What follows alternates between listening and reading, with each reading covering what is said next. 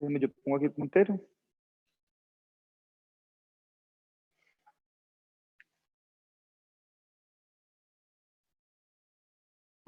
Espérate, que toca salirse.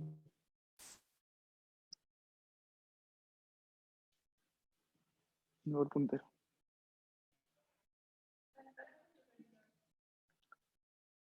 Ya, continuar.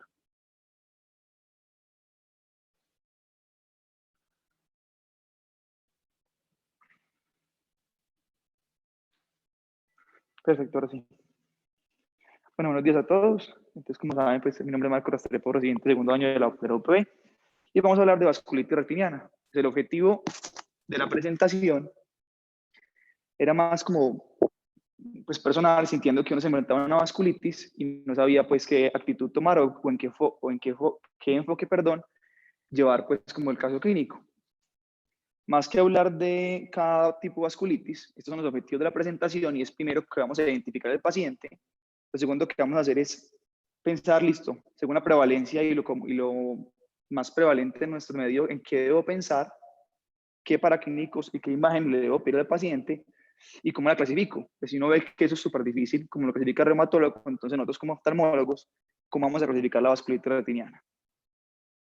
Entonces, lo primero es que vamos a definir qué es una vasculitis. La vasculitis es una inflamación del endotelio de los vasos de la retina que generan necrosis y que pueden terminar en oclusión, ¿cierto? Entonces, los fines oclusivos de las enfermedades vasculíticas retinales son muy comunes y dependerá también del tipo de agente que esté involucrado en la vasculitis. ¿A qué se puede presentar o por qué? Por respuesta a inmunopatógenos, es decir, infecciones, por respuesta a anticuerpos, cuando se está asociado a enfermedades sistémicas o vasculitis sistémicas con expresión ocular, y a reacciones inflamatorias cruzadas. Es decir, cuando tengo enfermedades sistémicas que no tienen nada que ver con el globo ocular, pero la inflamación cruzada generan un impacto sobre la retina. ¿Qué vamos a ver entonces en una vasculitis retiniana? Pues vamos a ver aquí unos ejemplos: envainamiento de los vasos, ¿cierto? Hemorragias peripapilares, eh, eh, manchas blanco-algodonosas como signos de isquemia, y en la angiografía, muy característico, vamos a ver tinción de los bordes de los vasos o vascular con fuga en las fases tardías, ¿cierto? Que inicia un poco más temprano que los neovasos. Entonces, ¿qué es lo que pasa en el ojo? Que la información es muy limitada. En el ojo dependemos enteramente de un fondo de ojo. Y no vamos a poder hacer los exámenes que van a hacer los reumatólogos, que más adelante vamos a hablar un poquito de eso. ¿Qué voy a ver entonces? Una vez más, revestimientos vasculares, lesiones blanco-algodonosas y placas nodulares periarteriales. Y puede estar asociado a vitritis. Voy a apagar la luz un segundo para ver si se ven mejor las imágenes. Entonces, en esta imagen, por ejemplo, estamos viendo un fondo de ojo que aparentemente no se ve muy patológico. Hay unas lesiones periféricas, difíciles de describir por la foto, y una zona isquémica aparentemente periférica que solamente con la angiografía la podemos confirmar. Y muy importante, que más adelante lo vamos a hablar, y es de campo amplio. Entonces vemos una hiperfluorescencia del disco, una fuga vascular en la periferia y una zona de isquemia periférica. Por eso la angiografía y la foto de fondo de ojo, ya vamos a ver que son como el combo que le debemos enviar a los pacientes con vasculitis. ¿Y por qué es poco entendida? Es poco entendida porque no tenemos la opción de hacer una biopsia, que es el gold estándar y que es con el cual los reumatólogos pues, se basan para clasificarla. Y lo que sí vamos a ver es una inflamación y una isquemia, eso sí lo sabemos. ¿Y en qué vamos a pensar o qué vamos a mirar? Si está asociado o no a una vasculitis sistémica, si es una vasculitis solamente del ojo, o si es secundario o no una infección, como muy grueso. Ahorita lo vamos a desglosar un poco. Un poquito de la historia. La primera descripción fue en 1866 por Kussmaul y fue en un paciente con fiebre y una debilidad progresiva que finalmente falleció. Luego de la necropsia se clasificó como una poliarteritis nodosa y a pesar de que han pasado 150 años, la información que aún tenemos es escasa sobre la fisiopatología. Así, sobre la historia muy grande, en 1952 fue el primer intento de clasificación. Estos han sido todos los intentos y solamente hasta el 94, donde fue la primera reunión para generar un consenso internacional sobre la clasificación, y en el 2012 que se actualizó. Entonces, la última que tenemos es la del 2012, que es en la que se basan los reumatólogos, que vamos a hablar un poquito solamente lo que nos interesa a nosotros como oftalmólogos. En la epidemiología va a depender solamente del sitio geográfico. Entonces, yo les puedo decir que para nosotros la primera causa es infecciosa, la segunda es sistémica, la tercera son idiopáticas y la cuarta son las que están limitadas al globo ocular. Sin embargo, si uno se va para Israel, 2/3 están asociados con vasculitis sistémicas y hasta 62% están relacionadas a BSET, ¿cierto? Entonces va a depender mucho de dónde estemos. Pero para nuestros fines locales, esto es nuestro orden y en este orden las vamos a sospechar. Y hay otras causas más raras que son las que están acá en este lado. Y para nuestro medio, únicamente el 1.4% se asocia a vasculitis sistémicas. Listo. Aquí, sin intención de detallar el cuadro, lo que quiero que sepan es que ya se hizo un estudio de cuál es la causa más común de vasculitis y el primer lugar está entre las infecciosas y las que están limitadas al ojo, ¿cierto? Y por ejemplo, aquí estamos viendo la tuberculosis, que es una de las infecciosas que debemos pensar en nuestro medio, donde se ve un envainamiento venoso con unas hemorragias perivasculares intrarretinales y una zona de isquemia que se ve en el angio-CT. Entonces, ¿cuál es la diferencia entre el reumatólogo y el oftalmólogo? Es que el reumatólogo puede hablar de tamaño de vaso, de la ubicación y de los cambios histológicos. ¿Por qué? Porque puede hacer biopsia. Y en la biopsia puede hablar de destrucción del vaso y de necrosis. Nosotros solamente podemos hablar del fondo de ojo. Entonces nos basamos en el fondo de ojo y en la geografía. Y con la distinción fuga y zonas isquémicas es que nosotros definimos la severidad de la necrosis. Entonces, mientras con esto cuenta el reumatólogo, nosotros contamos únicamente con nuestro fondo de ojo bien hecho. Entonces, como idea grande de las vasculitis sistémicas que pueden tener implicaciones en el ojo, que es de lo que menos vamos a hablar. Entonces, en el ojo, pues son vasos pequeños, ¿cierto? Entonces, las vasculitis de vaso pequeño pueden estar involucradas en el ojo. Pero, ¿qué pasa con las vasculitis de vaso grande y de mediano vaso? Es como un caso que tuvimos la semana pasada en el Pablo Tobón. Un paciente con arteritis de Takayasu, que es una vasculitis de vasos grandes, y lo que hacen esas vasculitis es afectar la arteria oftálmica, ¿cierto? Y van a llevar a síndromes isquémicos oculares que no son vasculitis, sino que como del ojo para atrás generan isquemia, del ojo para adelante se ve expresado. Esta paciente tenía una neuropatía óptica isquémica anterior causada por una arteritis de Takayasu y la paciente pues veía NPL. Entonces, esto es lo que vamos a ver en las vasculitis de vaso grande a nivel ocular. Las de mediano vaso son un poquito más agresivas, son necrotizantes y en general en el paciente tienen mayor mortalidad y se presentan porque afectan las ciliares anteriores y posteriores. ¿Y qué le pasa al paciente? Va a tener escleritis y queratitis ulcerativa periférica, va a tener escleritis necrotizante, infartos coroideos y uveitis en la poliarteritis nodosa, ¿cierto? Entonces, vaso grande, síndromes isquémicos oculares. Vaso mediano, afecta la coroides y la esclera. Y siempre, aunque raro, esta idea de quedar súper clara, debo buscar o estudiar en conjunto con reumatología una vasculitis sistémica. Porque si hay una vasculitis sistémica asociada a una vasculitis retinal, se asocia a una alta morbimortalidad. Entonces siempre se debe estudiar en conjunto. Entonces llevamos aquí diapositivas y estamos súper enredados. Esto se entiende muy poquito. Entonces vamos a intentar como organizar las ideas para que tengamos un enfoque diagnóstico. Entonces aquí tenemos un paciente. El paciente solamente llega a decir, doctor, yo no siento nada o yo sí siento que me ha bajado un poquito la visión. Este es un paciente de 44 años, sin antecedentes, veía 20, 40, 20, 50 ambos ojos. Entonces nosotros tenemos que volver a los investigadores y empezar a usar nuestra herramienta que es el examen físico y el interrogatorio. Tenemos que hacer un interrogatorio exhaustivo. Vamos a preguntar siempre por síntomas sistémicos, que muchas veces se nos pasa por la premura de la entrevista, pues, por eso el interrogatorio. Vamos a tomar una buena agudeza visual, una refracción para que no nos engañe la refracción con la visión real del paciente, un buen examen de lámpara de hendidura con segmento anterior y un fondo de ojo dilatado y detallado. Listo. Una vez pasó esto, este paciente no refirió pues ningún síntoma sistémico, le hicimos el fondo de ojo. En el fondo de ojo encontramos un envainamiento, ¿cierto? Con una hemorragia perivascular intrarretinal.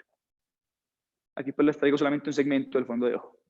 Entonces una vez yo me encuentro esto, que tengo que pensar. Entonces yo empiezo a pensar, según todo mi interrogatorio, si hay una enfermedad sistémica si hay un medicamento que me puede estar desencadenando esto, o si hay una infección que me lo puede estar desencadenando, ¿cierto? Siendo esta de las tres principales. Una vez yo haya hecho un análisis de cuál es la más probable, ahí enfoco los paraclínicos y enfoco las imágenes y le pido ayuda al reumatólogo o al infectólogo. Pero miren que la cabeza empezó por nosotros. Es decir, que el paciente debe llegar siempre enfocado a estos dos. Entonces yo tengo ese fondo de ojo y tengo varias opciones para ubicarme. Puedo pensar en si compromete arterias, venas o ambos, y según eso dividir las posibilidades diagnósticas.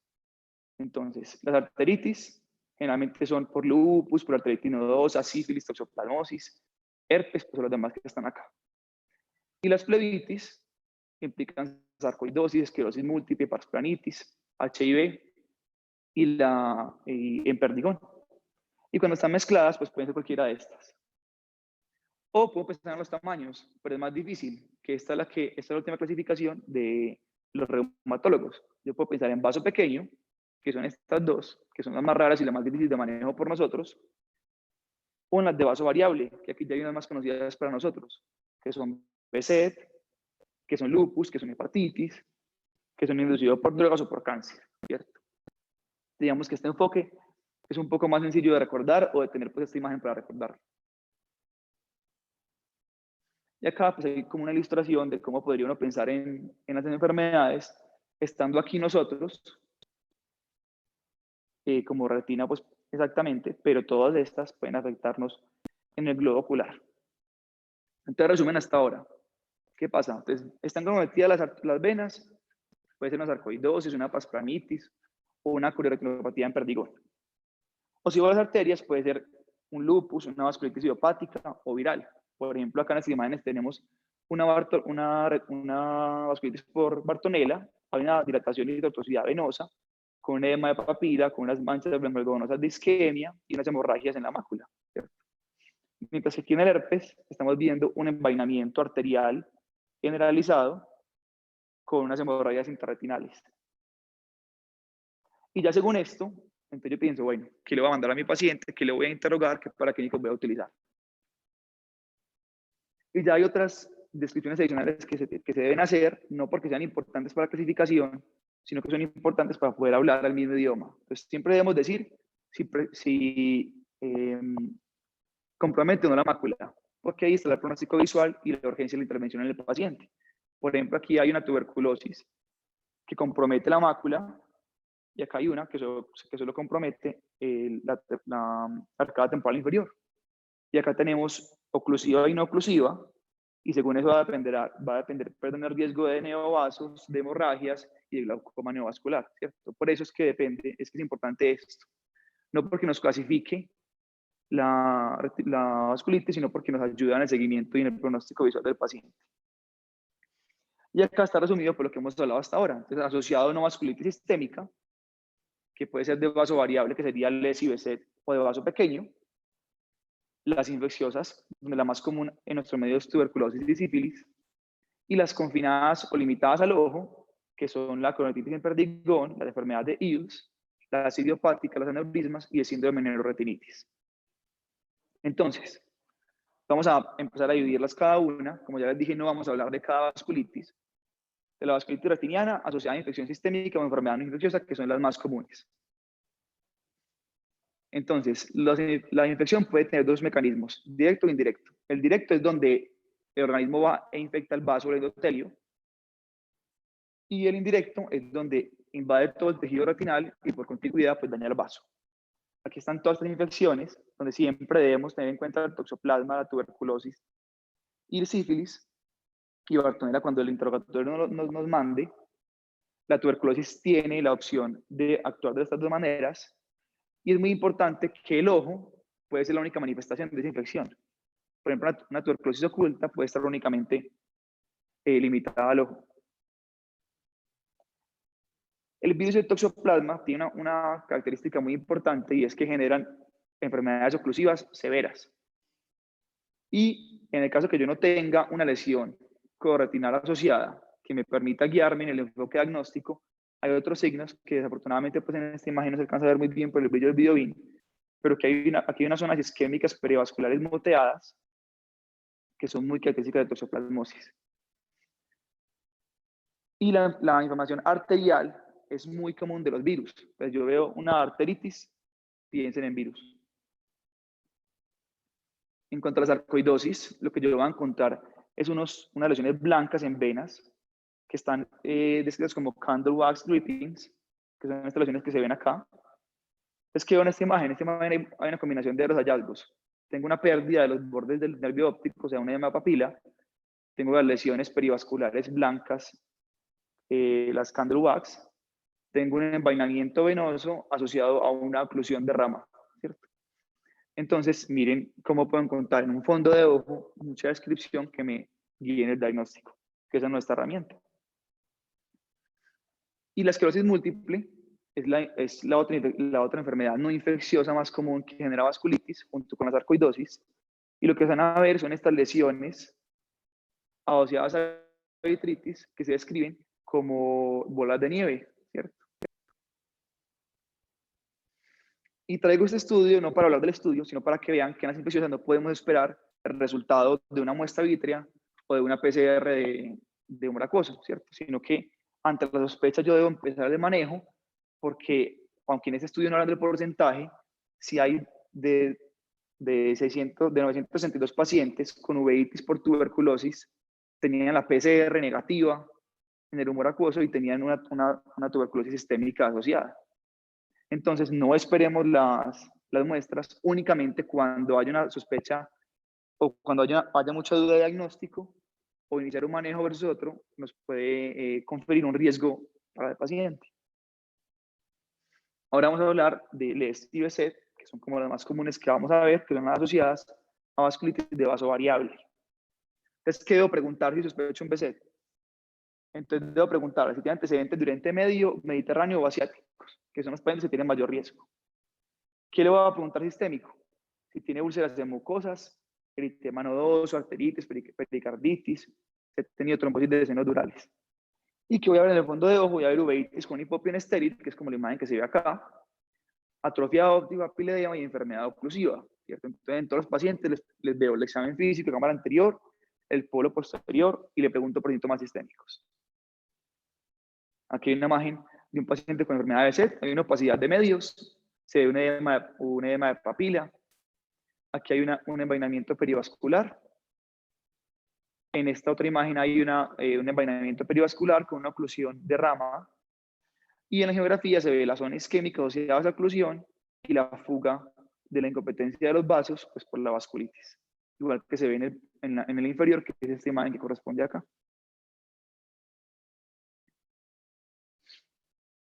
¿Qué voy a ver en el paciente con lupus? A ver, todos los síntomas sistémicos, eritema malar, lesiones discoides, artritis, fiebre, mialgias, que no los debemos desconocer porque los tenemos que preguntar. Y lo que voy a ver en el ojo es exudados blanco-algodonosos, como los que tenemos en esta imagen, que corresponden a la zona de isquemia, teniendo en cuenta que la isquemia en el es periférica, entonces debemos hacer angiografía. Puedo tener una vitritis y efectos en el llenado vascular. Y que algo importante y es que debemos hacerle al paciente antifosfolípidos porque son los de mayor riesgo de oclusión, isquemia y angiitis de rama helada. A todo paciente que le sospecho le mando un antifosfolípido. Por ejemplo, acá está un poquito mejor la imagen del inicio. Aquí hay unas hemorragias periféricas con una zona isquémica temporal. Y esta es la geografía donde se ve la isquemia periférica generalizada y con la incompetencia de los vasos a nivel periférico también. Entonces, un lupus puede ser así de silente o puede ser así de escandaloso. Pero también es un lupus donde tenemos múltiples hemorragias asociadas a vasos con inflamación. Miren que en esta hemorragia, por ejemplo, la cruz es un vaso que está envainado. Aquí también hay un envainamiento vascular marcado y en la angiografía se ve una isquemia severa de la periferia de la retina y miren que se ve un poquito menos de incompetencia de vasos que en la anterior. Entonces hay una presentación muy variable, por tanto tomar una foto de fondo de ojo al paciente y una angiografía es una muy buena idea para el seguimiento del diagnóstico. Y estos que nada más traigo una positiva porque es demasiado complejo y no es lo que nos compete, son los asociados a vaso pequeño, que el cabeza de esto es el reumatólogo. Generalmente ellos tienen esta enfermedad Cualquiera de estas, una granulomatosis con polyangiitis, una granulomatosis eosinofílica o una polyangiitis microscópica, y no lo mandan. Para nosotros descartarle compromiso ocular. Y la que más tiene es esta, la granulomatosis con polyangiitis en un 34% de los pacientes.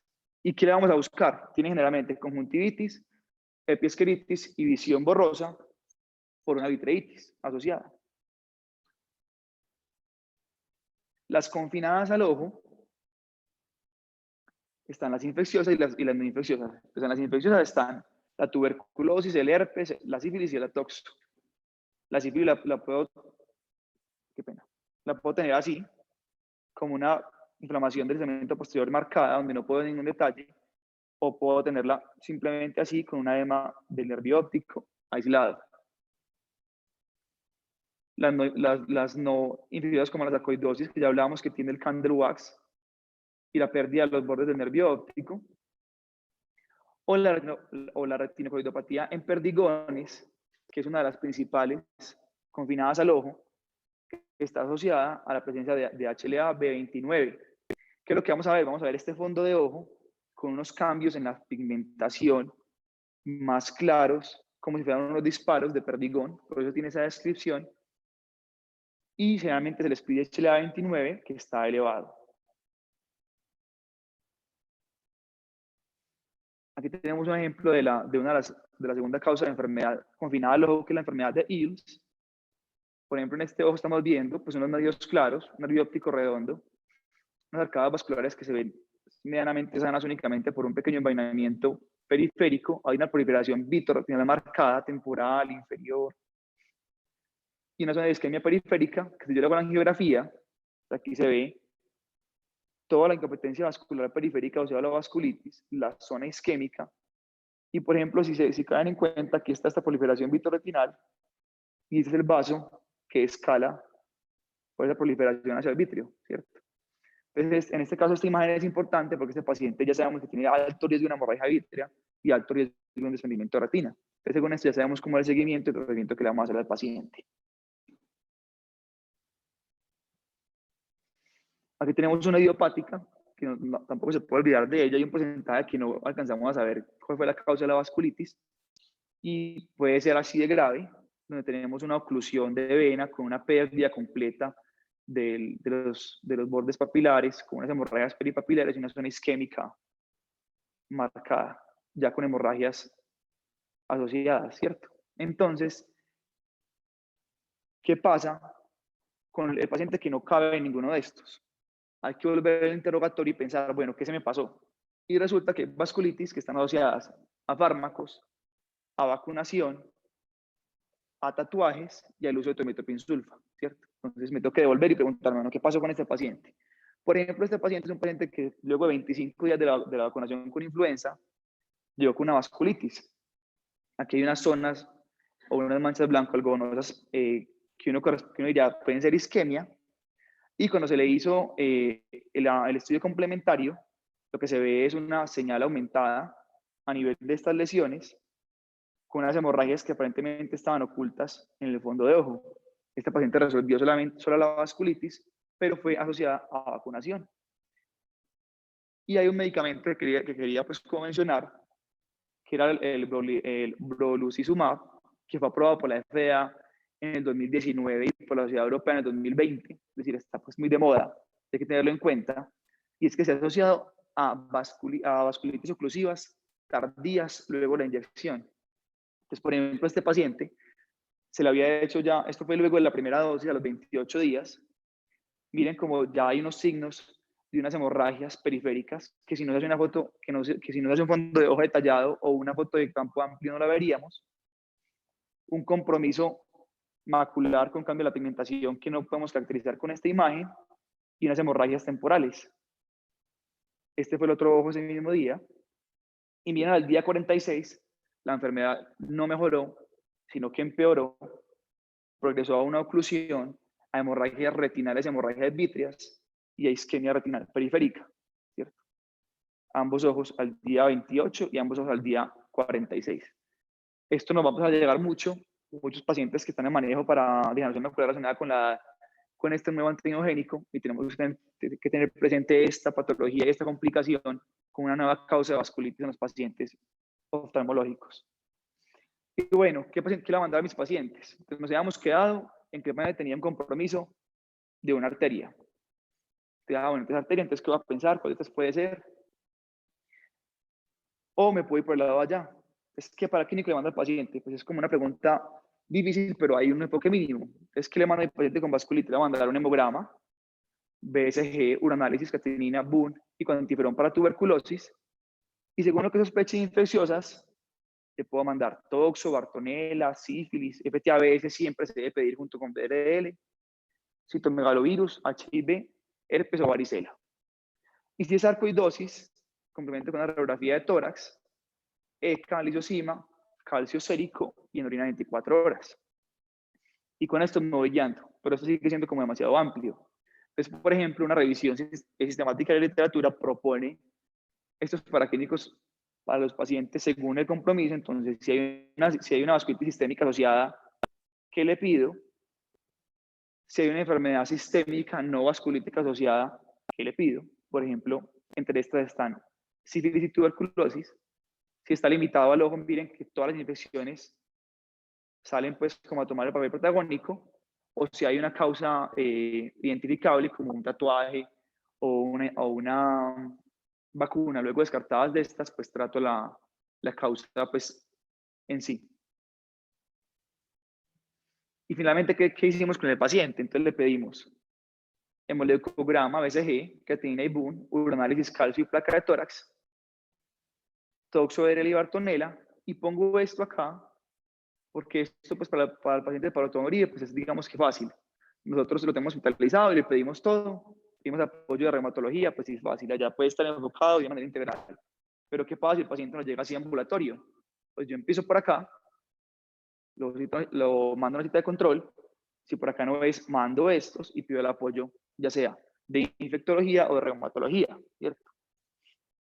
Ya pues según los resultados, voy a mirar para dónde voy a referirle al paciente.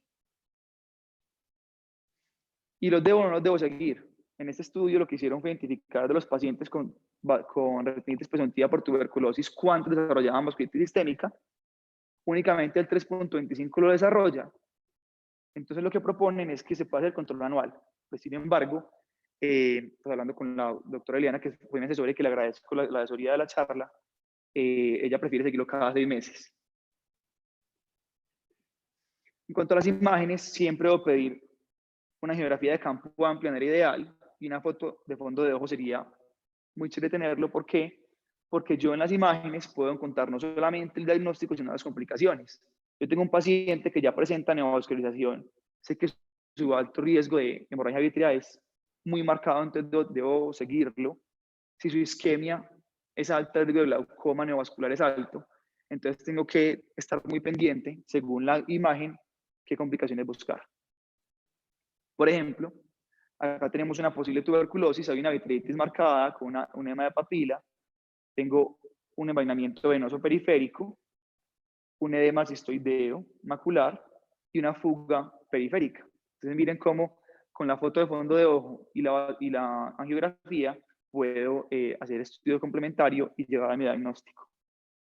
Y aquí hay otra posible tuberculosis, miren la diferencia entre esta imagen y esta. Aquí ya el paciente está complicado, ya tiene hemorragia asociada a sus neovasos, una zona de isquemia muy marcada, luego de esos vasos incompetentes, tanto temporal como temporal inferior, con hemorragia ya presentada y fugas periféricas muy altas, ¿cierto? Entonces miren que yo puedo tener pacientes con la misma enfermedad en diferentes estadios. Aquí, por ejemplo, hay un BSET, un hipopin estéril muy chiquito, una vitritis marcada, y aquí uno podría sospechar que hay un envainamiento venoso importante, y en la geografía se ve una captación temprana del nervio óptico, y de manera periférica se ve la incompetencia de los vasos, ¿cierto?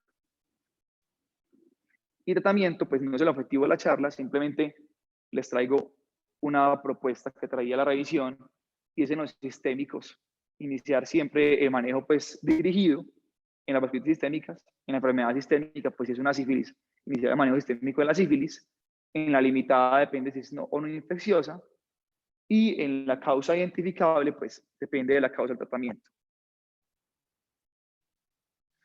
Entonces, ¿qué podemos concluir?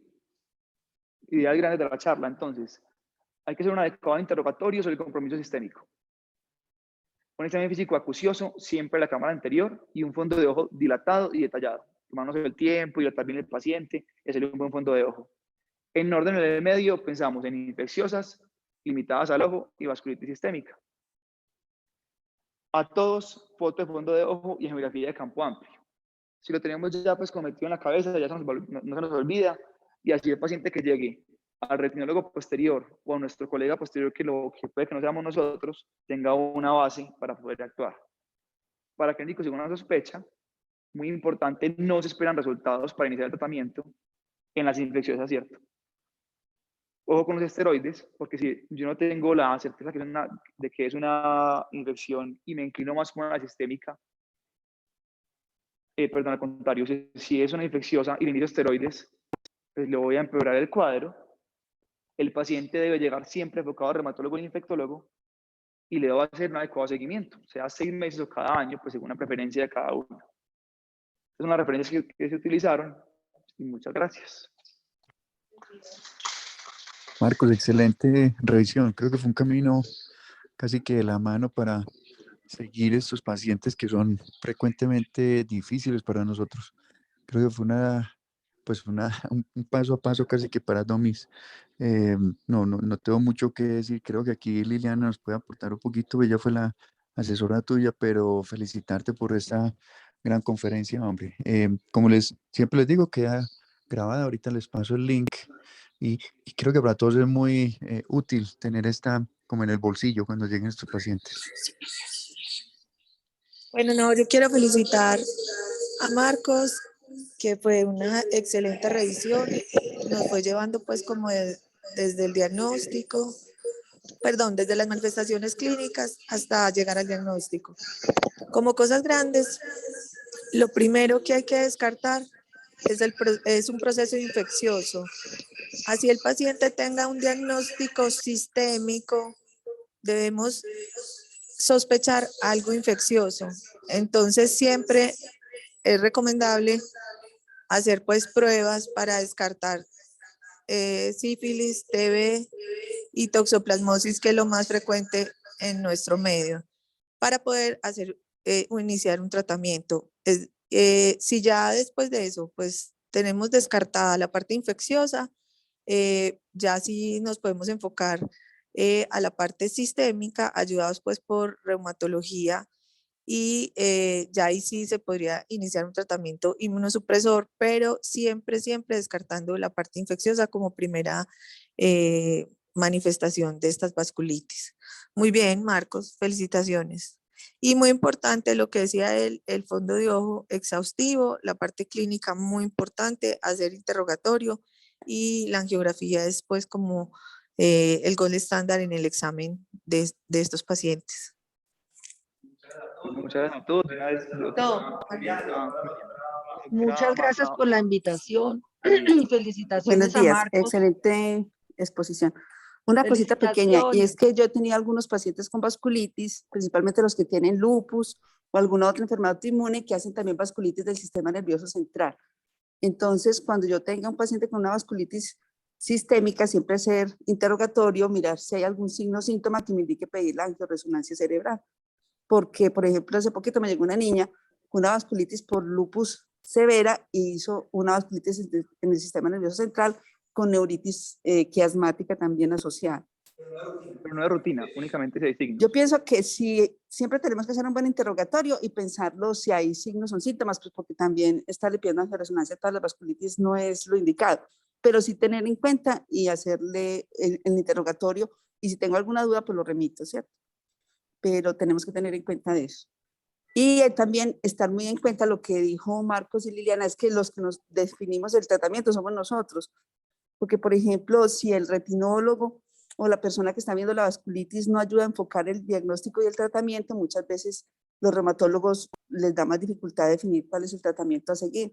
Entonces, y uno es el que les dice, está mejorando, está empeorando, si está respondiendo al tratamiento, hay que cambiarlo, porque ellos no tienen el acceso a la retina ni van a entender lo que están viendo en esos cambios. Y siempre descartar la parte infecciosa antes de, porque si tú lo mandas a un reumatólogo, él los monosprime. Exacto.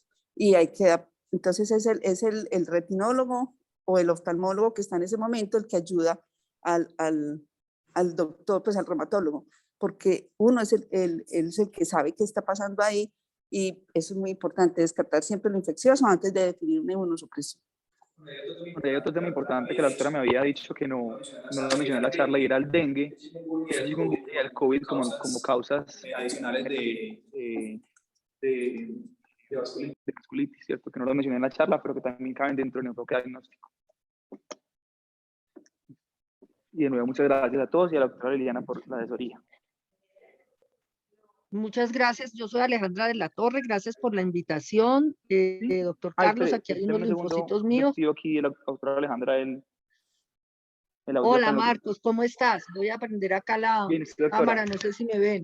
Hola, ¿cómo están? Bueno, bien, felicitaciones, doctora, Marcos, por la revisión tan completa y tan didáctica, porque este es un tema que uno a veces no sabe como por dónde coger, entonces creo que nos diste una charla súper didáctica. Tengo dos anotacioncitas pequeñas después de la felicitación. Cuando hablas de ideopático, no es ideopático, es idiopático. Entonces, hay veces que esa palabra a uno le suena maluca, ¿verdad?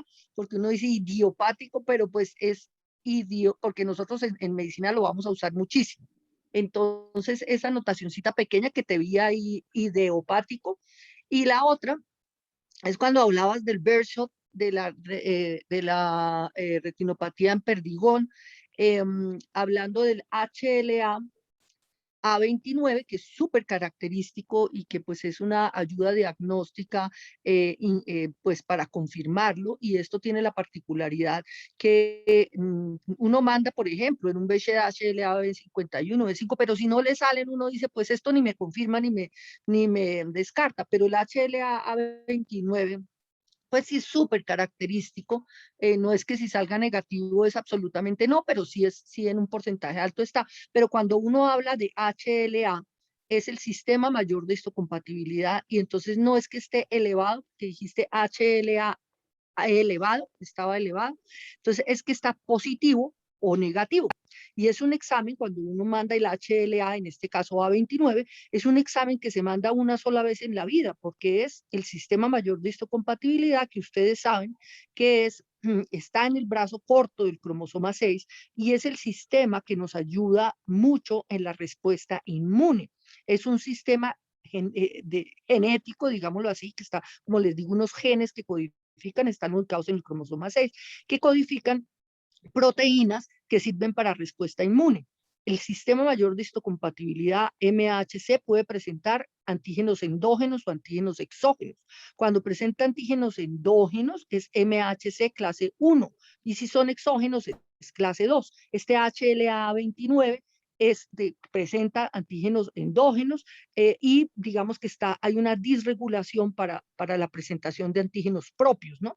Entonces, cuando hablemos de HLA, no decir está elevado, sí, porque eso no se repite digamos, no se repite más en la vida, sino una sola vez, y es que está positivo o negativo, ¿sí? Simplemente eso, pero te felicito. Muy buena charla. Muchísimas gracias, doctora. Gracias por sus comentarios. Doctora, gracias por acompañarnos como siempre. Y Yo a todos feliz de también. estar acá porque me encanta seguir aprendiendo. Creo que sigo aprendiendo en todas las charlas y poder también participar y que mis linfocitos, que yo les llamo, estén también aprendiendo. Creo que es una oportunidad y agradezco muchísimo la invitación. Gracias y nuevamente felicitaciones. Y todos los suyos también están bienvenidos, usted lo sabe. Gracias. Si no hay más comentarios, muchas gracias, Marcos, de nuevo.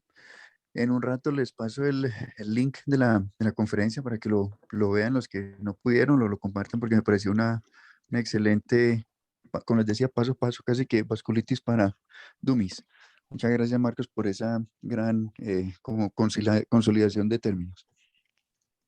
Muchísimas gracias a todos y pues un feliz resto de día.